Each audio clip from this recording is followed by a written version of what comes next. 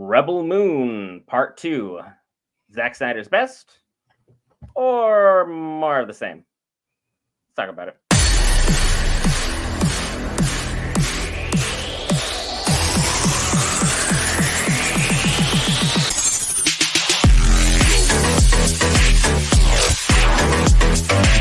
All right, guys, we're here back for Geek Variants to cover all things Marvel, DC, Lord of the Rings, anime, gaming, Star Wars, and more. This time, Rebel Moon Part 2. Will, your opening thoughts on Part 2 of our Rebel Moon series?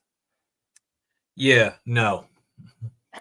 That's what it is. No. Like, I don't care one way or another about this movie, this entire series. Like, this was boring from start to finish. Like, I don't know what Zack Snyder is doing. Like, again, it's like he just took stuff from a bunch of different franchises that he's worked in and tried to put it all together.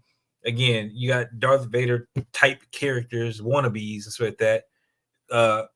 Kryptonian swords or Kryptian swords. Like, I don't know. Like, I don't even know why Netflix paid for this to be made. I really don't. I I'm think this over is it. one of the times where like Netflix's quality analysis department was out and away, and they had a whole bunch of substitutes take a look at it, and they're like, "Yeah, sure, this is fine." And like in the beginning of this film, I want to point out probably the biggest and most convenient plot hole this entire film has, aside from that apparently big reveal they had at the end there. Arthur is on the ship with royal family. Everybody's going in, about to get absolutely wiped. I mean, like the whole plan is just straight up wipe annihilation. They're doing everything they possibly can to make this akin to the Julius Caesar stabbing moment back, way, way back in our history of the world. Like, you have people gather around, take turns, just, using Julius Caesar, like stabbing him like a Caesar salad with a fork. Like, they Swiss cheese the man. It's And they had everybody go out and do that. And then we have Arthaleus, who decides to have a moment of hesitation because she's like, I can't shoot a girl. But then the princess is like, I forgive you. And hey, I hate to be that guy, but I don't know what 10-year-old is like, you're about to kill me. I forgive you. This is fine. But anyway, she decides to eventually take the shot, do the thing. Everyone flips the script on her. She's the traitor. Okay, cool. Totally buy that. Through her skills and tactics and knowledge, she's able to break out. Then she's able to grab a ship, which flies directly in front of a dreadnought.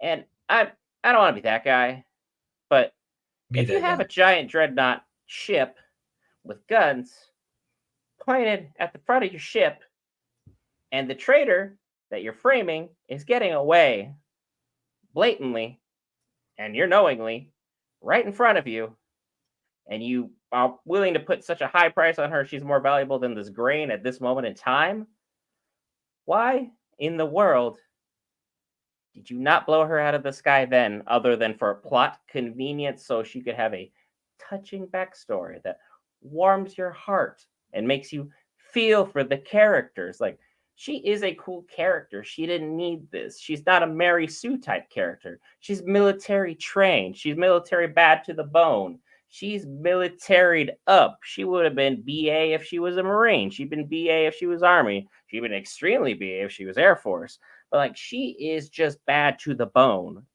and not for plot convenience, so we can have a female antagonist. She's just cool for cool's sake. Well, protagonist, sorry. She is a great character outside of a Zack Snyder style of writing. And for whatever reason, this guy, ever since I want to say Watchmen, it's been a downhill spiral. And all I've noticed is if he has to write it, we probably shouldn't watch it. But hey, I tortured myself for 2 hours for you, the Geek Variants, and there's still so much more to cover. We'll take it away before I just run off with this. I'll be honest. I didn't really care for her character that much. I really didn't. Like, as far as her being badass, yes, I'll give it to her. Like, the having the cool action scenes and slow downs and stuff like that for her to show her skills with that, great, fantastic, fine, I'm with it. to that. But just as a character, she felt so dry, like she did in the first one. Again, like I could care less if she died at any point in time. Like I really could. Like I know she's the main character, so she's going to survive most of this and kind of get through because we got to have a part 3. But We don't. again, none of these characters were fleshed out freaking well, and then the entire backstory drop of how people got to try to make us care. Like I give zero F's about anything that was said in these backstories, about anything that's like, oh, my family was tortured. I didn't spill blood till I spilled my own. Yeah, like, and I don't care. Honestly, if you would have just kept moving forward with, we've already got the characters, we've established the characters, it's like that in the first movie, and now we're just going to keep trucking forward, and they're just going to do some cool fight scenes and other stuff like that, you would have been way better off. Way better off.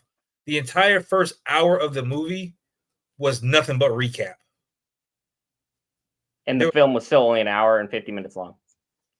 There was nothing gained from any of that. Like, I don't see where this movie was supposed to be going. I don't see how this is supposed to be applied. Even the title, Scargiver, that's like that. Why is it called Scargiver? Why is she the Scargiver, so to speak? Like, what is the symbolism behind that? I think the symbolism is she is the scar on the empire because she murdered the royal family. She gave them that bad peel. But again, she gave a scar to this guy. It's a huge assumption. It's all vague. It's not well fleshed out. It's vague because he didn't give any freaking information. It just sounded cool. So like, oh, Scargiver. People are going to watch this. Yeah, the unfortunate people who decided, hey, let's cover all things geek, and all things geek somehow incorporate this. And like, I still have 2 more big plot holes now that we have to delve into. Look, during the fight scenes, which some of the fight scenes, super cool. I'll give you that. This is where Zack Snyder shines. Albeit, he could never have any military-style fight to save his life. He has no idea how these tactics work. Because you had people that were standing tall, straight up, above the trenches, that weren't getting shot. I don't want to be that guy, but there's a reason people who stood tall in the trenches did live long in the trenches. We had our buff farmer guy who had a clean scope shot on Admiral Noble. Clean scope. Maybe 20 yards. Super easy. Point, shoot, done. Bing, bang, boom. Have a nice day. Hey, I took out the bad guy. Convenience. Decides rather to storm through, fight everyone fisticuffs, and then throw hands with Admiral Noble. Why? You had a boom boom gun. Point shoot. Pew pew. Have a nice day. But you could have had him not have his gun, have it taken from him, so he has to fight hand to hand. Then it makes sense.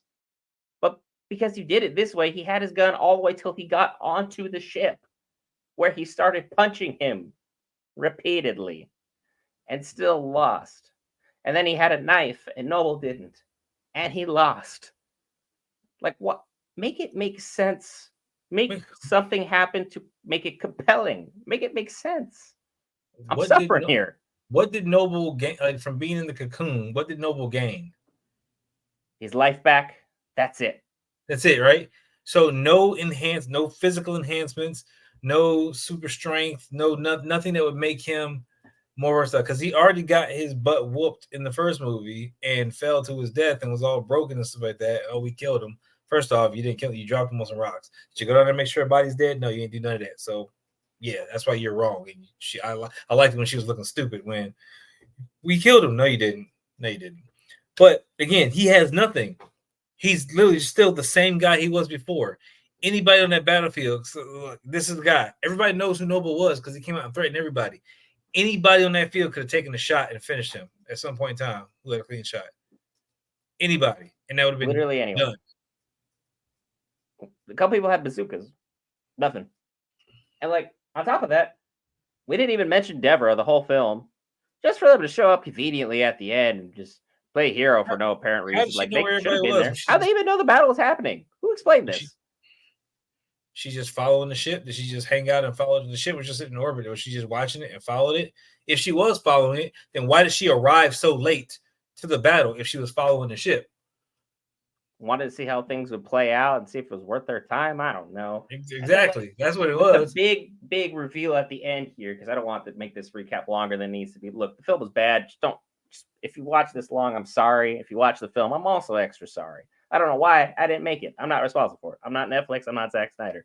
But look, the reveal at the very end of this thing that Jimon Hansu's character knows that you are Arthur and the princess is alive. Okay, if you know the princess is alive, who gives the smallest minutia fraction of a care? And I'm using a care in case of word that I really want to say about these villagers and this grain. This princess being alive changes the whole outlook on the war. She is everything that is supposed to be good about this empire, that if you showed her to the people, would cause a rebellion on the homeworld. Full scale, Star Wars-esque rebellion overthrow begins. And it's not just like the small shambled bands of characters with no backstory who all could be really cool, but because Zack Snyder sucks as a writer, that they don't have the paper to make them stand tall, that we are left with, why did we fight and die over some grain? We know there's a princess out there, and why is Arthur crying, causing a whole scene, making everything about you? When all of your friends and the man who apparently loved are dying in the background, and you're supposed to be honoring them with your silence and your, vows and your devotion of, oh my gosh, moment of silence for the fallen, and you're just, oh, woe is me, everything's bad. Oh no, I lost all this stuff. I'm a bad person. Okay, you're kind of proving the point by being extra rude at this moment in time while everyone's having this pyre moment of you just liberating, and Jimon is giving you the right level of sass of, look, I know, child. I know. We can talk about this later. But what was this film, man? Garbage. Hot garbage. That really begs the question. If you guys want to see us suffer, 10 likes on the video, we'll watch part 3. Otherwise, may have to let this one go, because this was depressing. It really was. You want to know what's not depressing? If you hit that lovely red subscribe button, get notified for all things Geek Ference, because we cover Marvel, DC, Lord of the Rings, anime, gaming, Star Wars, and more. Tomorrow, we're back with Kaiju number 8. And if you notice, we fixed the noise. That mystery noise, we found it. Took forever, but we found it. We'll see you guys tomorrow morning for some good anime. Thank goodness.